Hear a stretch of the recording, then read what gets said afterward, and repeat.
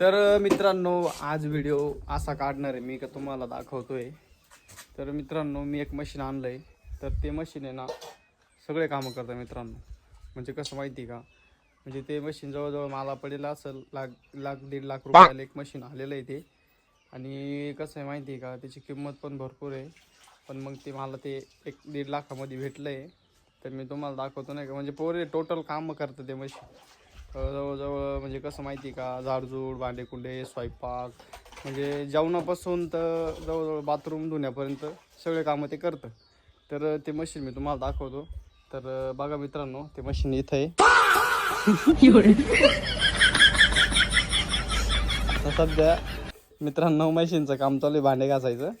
थोड्या वेळाने ते बाथरूम पण धुणार आहे आता. भाई यहाँ पे क्या हो रहा भाई?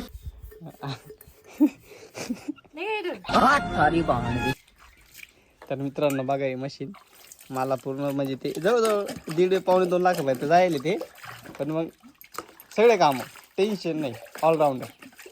बरोबर आहे की नाही? आणि मित्रांनो याचं मेंटेनन्स जर म्हणलं ना तर मेंटेनन्स काहीच नाही, फक्त आता घ्या समजून 0 मेंटेनन्स.